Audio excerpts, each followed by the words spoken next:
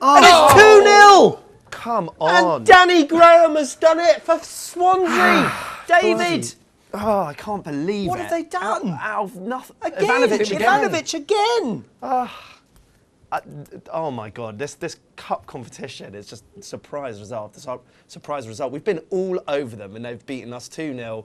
It's going to end 2-0. I mean, there's, 2 minutes left. I can't see us getting a goal.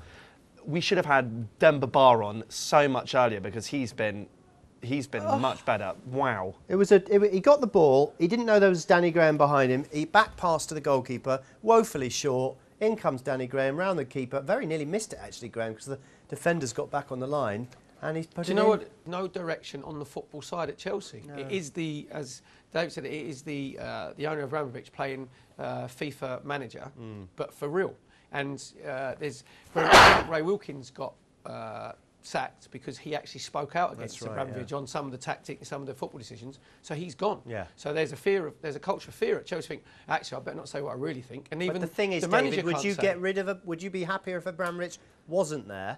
No, we love Abramovich. We've had the most successful period in our history under Abramovich. So it'd be difficult to speak out against him for what he's done for the club. David, if you spoke out against him, he'd be off. Chelsea fans have been really clever. At any other club, the situation we're in now, the board of directors and the chairman and the owner will be getting absolutely annihilated because there's no direction, there's no cohesion there. But Chelsea fans are really clever because they know if they start turning against him, he'll just say, thanks very much, I'm not interested in football anymore. We can't take Torres off before the 80th minute.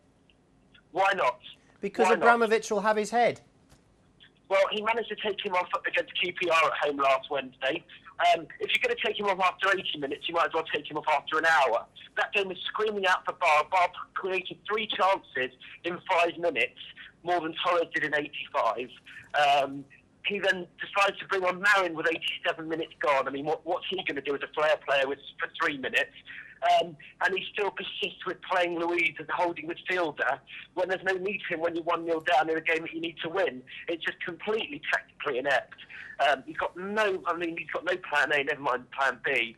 It's just embarrassing. You've got a guy that scored 2 goals on debut, but because of this whole Torres thing that he has to play, he then. I mean, what other club in the country? Or what other club in European football has that mentality and has that attitude? Darren, you're not any other club in Europe. It's run by different rules. No other club in Europe is run by the rules that Chelsea are run by. And at the moment, you've got nobody there who's making football decisions. It's the owner who's making football decisions, and that's why your club is aimless at the moment. Yeah, and correct, Terry. And in that case, I don't even understand why they've got a manager. Full stop. They might as well just have. John Terry running the team affairs. Yeah, effectively they have. But I mean, what's the point in having a manager who's not wanted by the fans, and if he's not doing anything, you might as well not have him there. Full stop. It's the whole club. I agree with you, Terry. The club is run like an absolute circus. We're the champions of Europe. Well, we're the champions of Europe, and we are the worst run club in Europe, both in terms of managerial appointments, in terms of transfers. In terms of the way the club is run from top to bottom, it needs completely changing. But it's not going to happen under Abramovich. Yeah, but the thing is, if he goes, you have no club. You don't have the Chelsea of 10 years. How would you feel as a fan? And I said this about 2 months ago when Benitez was appointed. I wouldn't be surprised if results didn't go well that you ended up having John Terry and Frank Lampard in charge of the playing side until the end of the season. Well, at least, in answer to your first question, if Mr. Abramovich wasn't there, I think, I speak for quite a lot of old-school Chelsea fans that have been going for years. That we're talking about, we're in Munich, we're in Moscow 4 years ago. We've seen us win the Premier League 3 times in 10 years. We've seen us win the pinnacle of European football in the Champions League.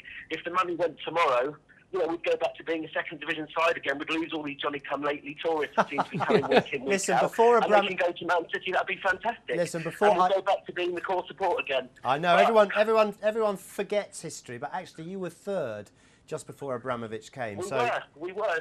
Since we won the league in 98-99. Okay, Darren, I want to ask you though. Explain to me, what do you and other Chelsea fans, when you talk about this subject, think is the reason that Chelsea do not want Frank Lampard anymore? it's preposterous. It's absolutely ridiculous. None of us can even fathom a reason as to why we don't want him. Again, it goes back to what I was saying to Perry, the worst run club in Europe. What other club would not want Lampard? Even if he's going to play once a fortnight, once every 3 weeks. We've got a fantastic youth setup. We've got about 19 players out on loan at the moment. You're telling me that they wouldn't benefit from having Frank Lampard in them at training every day, putting their arm around them, saying, you know, you do this better, son, you do that better, son, you know, you can get through to the third team. Look at Man United, Paul Scholes, Ryan Giggs. What's Ryan Giggs now, 39, 38 years old? He doesn't play every week. Do you know, he's happy to be there and mentor. Darren, let me tell you something. Well. Let me tell you something even more depressing. We're just looking at the replays, and it does look like Demba Ba was certainly level with the last defender when he scored his goal. So maybe it should be 2-1. But hey. Well, to be fair, when Swansea were clean through before they got the second one, they showed the replay of it on the big screen here, and he looked level. So you know, you get one, lose one. So you know, it's a time. I mean, we'll be going to Swansea in a couple of weeks' time, right. and well, listen, expectations, but you know, win or lose up the Blues. All right, time's beaten us. Thank you, Darren. Thanks for calling in.